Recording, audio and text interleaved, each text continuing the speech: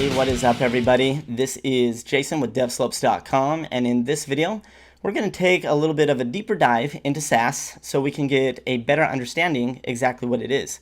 So SASS stands for Syntactically Awesome Style Sheets.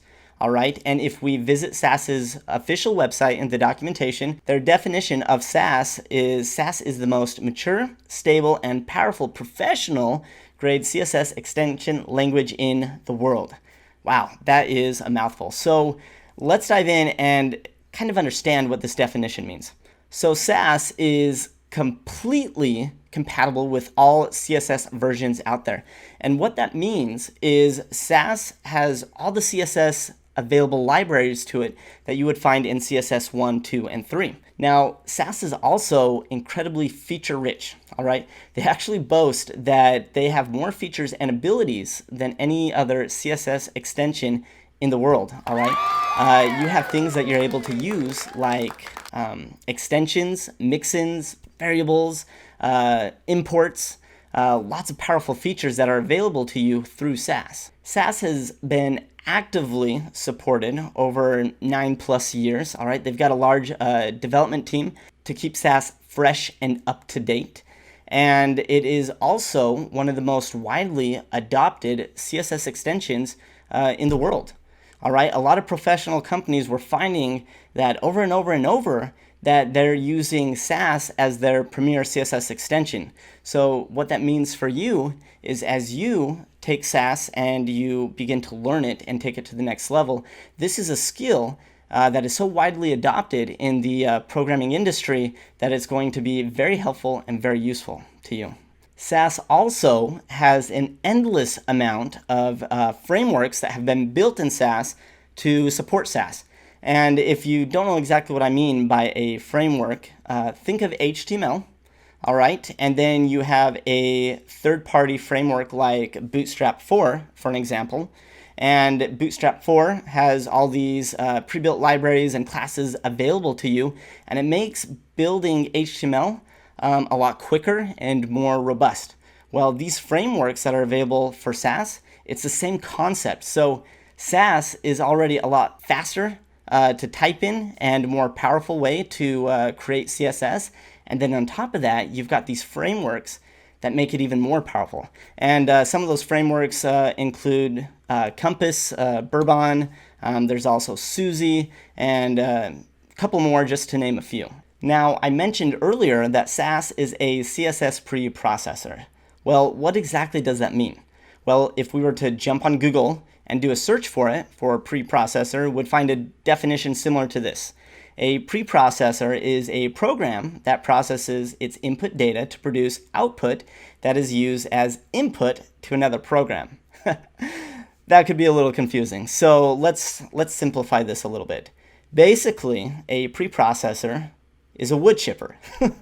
Seriously, think about this. All right, you've got a wood chipper, right? It takes an input, you throw some wood in it, and it spits out wood chips. You put a pillow in it, spits out feathers. And in this case, throw some SASS in there, spits out some CSS. All right, the browser can only interpret HTML, CSS, and JavaScript. Hence why SASS is a CSS preprocessor. So why use SASS? Why not just stick to plain old CSS, right? We're already familiar with it.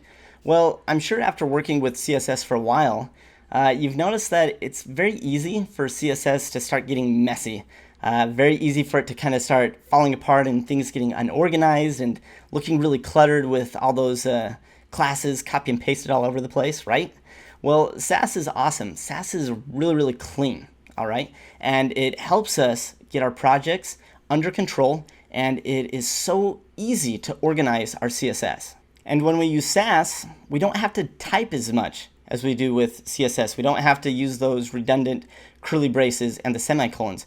So all of a sudden, we're typing less, and all we have to do is take that SASS file and process it into a CSS file. So what are some of the benefits of using SASS? Well, first, it's going to save you a ton of time. All right, SASS is kind of like a shorthand for CSS. In addition, it's actually a really easy syntax to learn. You're going to fall in love with it, and you're going to like it a lot. And then you've got these features and abilities that you have access to, such as variables, mixins, extends, and imports, that is going to make your styling a lot more powerful and a lot faster. And because these features are available to you because of SASS, it's almost like taking your CSS and turning it into its own little mini programming language. It's incredibly functional and reusable. Now there's two flavors of SASS. All right, you've got SASS, which we talked about is Syntactically Awesome Style Sheets, and then you've got SCSS, which is also known as Sassy CSS, and then you've got just the original CSS. So what is the difference between all of these, and is one of them better than the other? Well, SASS is an entirely new syntax, all right, and it works by grabbing a selector type, and then you simply indent the property values, the style rules inside of it, and what you're really doing is just making indents. You're not using the redundant curly braces, you're not using semicolons, and that's one of the reasons it saves you time, because you're not having to type all of that out. And then you've got Sassy CSS.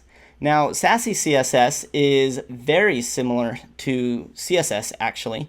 You've still got the features and abilities to access those variables, the mixins, and extends and imports, just like SASS does.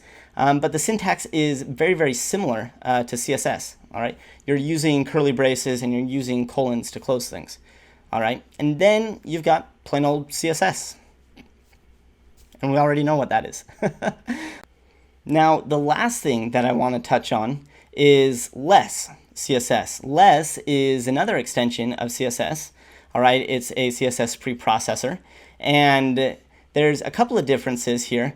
So less is very similar to Sassy CSS in the sense that it uses the curly braces and the semicolons. Now, another thing to note here is Bootstrap 3 originally used less as their CSS preprocessor.